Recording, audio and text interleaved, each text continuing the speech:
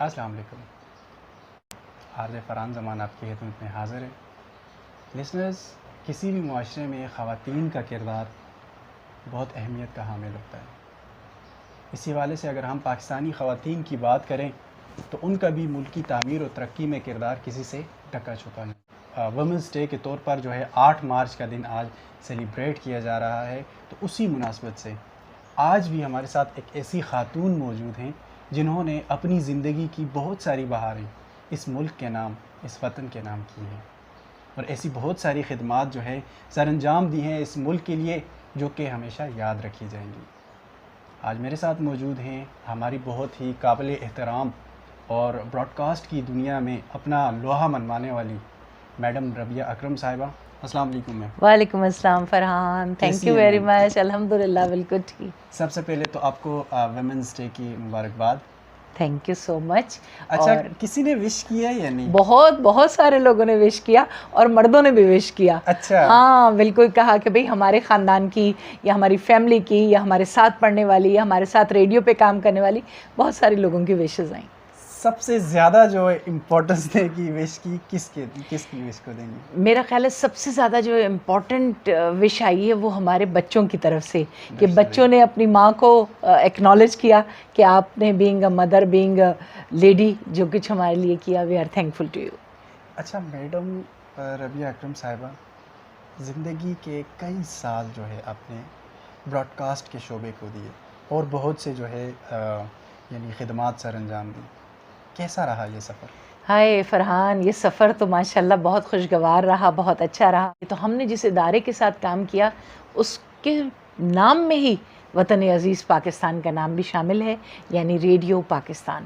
Radio Pakistan میں بحیثیت producer ہم نے انٹری دی، اس کے بعد مختلف مراحل طے کرتے ہوئے سینئر پروڈیوسر، پروگرام مینیجر، اور پھر فائنلی ڈپٹی کنٹرولر کے عہدے پہ پہنچ کے ریٹائرمنٹ. سفر بہت طویل تھا، 34 برس تقریباً، 34 ایئرس، یعنی مور دین 3 ڈیکیڈز. 3 دہائیوں سے زائد جو ہے پر مشتمل ان کا یہ سفر، جو کہ پاکستان براڈ کاسٹنگ کارپوریشن یعنی ریڈیو پاکستان سے وابستہ رہا. میں ایک چیز کا ذکر کرنا لازمی سمجھوں گا کہ ریڈیو پاکستان وہ ادارہ ہے یا پھر وہ جو ہے پلیٹ فارم ہے جس پر یہ صدا اٹھی تھی کہ یہ ریڈیو پاکستان ہے، اور پاکستان کے جو بننے کی نوید ہے وہ اسی پلیٹ فارم سے. بالکل. طلوع صبح آزادی، پاکستان براڈ کاسٹنگ کارپوریشن، تو یہاں سے آغاز ہوا. اور مصطفیٰ علی حمدانی بہت بڑا نام ہے جنہوں نے اس کا آغاز کیا. انگریزی میں ظہور آذر صاحب نے پشاور سے کیا. تو اس طرح یہ سفر شروع ہوا. گویا پاکستان، قیام پاکستان اور ریڈیو پاکستان ہم قدم، ساتھ ساتھ، شانہ بشانہ. اچھا میم، آپ نے بہت ساری وائس اوورز کی ہوں گی، کوئی ایسا یادگار لمحہ آپ کی یعنی جب آپ بول رہی ہوتی ہیں یا پھر آپ نے جو اپنی الفاظ کے جادو کے ذریعے جو اتنا وقت گزارا، کوئی ایسا خوبصورت سا جملہ، کوئی ایسا لمحہ جو آپ کے لیے ہمیشہ میموریبل رہے؟ فرحان، ویسے تو بہت سارے شوز کیے ہیں، نہ صرف ریڈیو پاکستان سے بلکہ وائس آف امریکہ کی اردو سروس سے بھی میں 3 سال وابستہ رہی، اور واشنگٹن ڈی سی سے روزانہ صبح کا جو ہمارا 9 بجے ٹائم ہوتا تھا اور پاکستان کے شام کے 6 بج رہے ہوتے تھے، اس وقت میں کہتی تھی یہ وائس آف امریکہ کی اردو سروس. وہ دن میں نہیں بھول سکتی جس دن حج بیت اللہ تھا اور میں کمپیئرنگ کر رہی تھی، پریزنٹ کر رہی تھی، اور میں دعا مانگتے ہوئے اس وقت آن ایئر لائیو رو رہی تھی کہ اللہ تعالیٰ ہمیں بھی یہ سعادت نصیب فرما کہ ہم بھی وہاں ہوں آج ہی کے دن جہاں تمام فرزندان رسالت موجود ہیں اور جہاں اللہ کے ماننے والے موجود ہیں. تو وہ بڑا یادگار دن تھا، یادگار پروگرام تھا میرے لیے. اور لسنرز کے جو میسیجز آئے، ٹیلی فون کالز آئیں کہ میڈم آپ کے لہجے کی سچائی نے ہمیں بھی رلا دیا، آپ خود تو رو ہی رہی تھی. تو وہ میں کبھی نہیں بھول سکتی. 1989 سے اور 2022 کے اگست تک اتنے ایونٹس کور کیے ہیں، چاہے 23 مارچ ہو، چاہے 14 اگست ہو، عید الاضحیٰ، عید الفطر، عید میلاد النبی، تمام ایونٹس کو کور کرتے تھے، اسپیشل پروگرامز کرتے، اور خود 3 بار شاید میں واحد خاتون پروڈیوسر ہوں جس نے ریڈیو پاکستان سے نیشنل ایکسلنس ایوارڈ حاصل کیے ہیں. بالکل. کتنی ایجوکیشن حاصل کی اور کیسا سفر رہا یہ والا؟ فرحان، میں نے ماسٹرز کیا ہوم اکنامکس میں، زبردست. جو میری اس فیلڈ سے بالکل ایک ڈفرینٹ فیلڈ ہے. اور میں سچی بات یہ ہے کہ میں ریڈیو میں ایز اے پروفیشنل کیریئر کے طور پہ نہیں میں اس کو اپنانا چاہتی تھی، نہیں آنا چاہتی تھی. میرا خیال یہی تھا کہ میں لیکچرر بنوں. جی listeners and viewers, madam Rabia Akram آج ویمنس ڈے اسپیشل شو میں ہمارے ساتھ موجود ہیں اور ان سے ہم بات کر رہے ہیں. اچھا، ریڈیو پاکستان کی جو موجودہ حالت ہے وہ ناقابل بیان، اس کی وجہ کیا جانتی ہے؟ فرحان، اس کی بنیادی وجہ یہی ہے کہ فنڈز کی کمی ہے. جی جی. فنڈز آپ کے پاس نہیں ہوں گے تو آپ کہاں سے اچھے پروگرامز کریں گے؟ آپ کن آئیڈیاز پر کام کر سکتے ہیں؟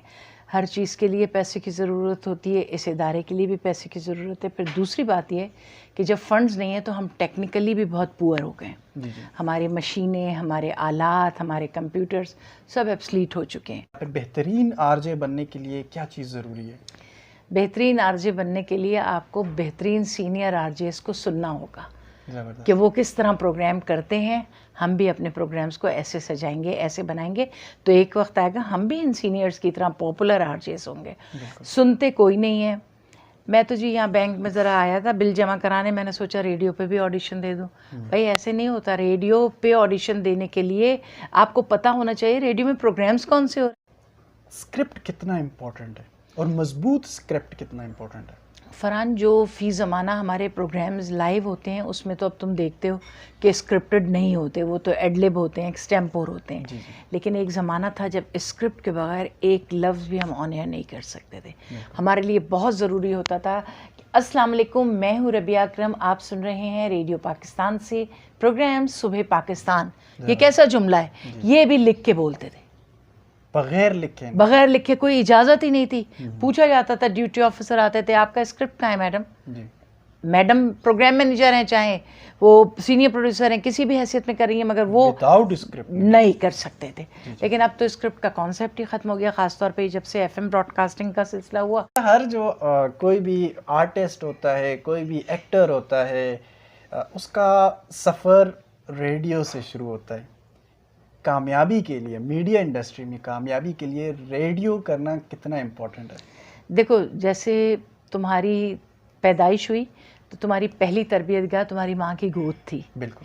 اسی طرح میڈیا کی پہلی تربیت گاہ ماں کی گود کی حیثیت سے ریڈیو ہے. ریڈیو اس بنیادی تربیت کو، اس شین قاف کو درست کر کے، بولنے کے طریقے کو سکھا کے آگے بڑھاتا ہے. پھر یہی ریڈیو تھیٹر میں لے گیا، یہی ریڈیو ٹی وی پہ لے گیا، اسٹیج پہ لے گیا، فلموں میں لے گیا، وائس اوورز میں لے گیا، ڈبنگز میں لے گیا. یہ سب پیچھے ریڈیو ہے.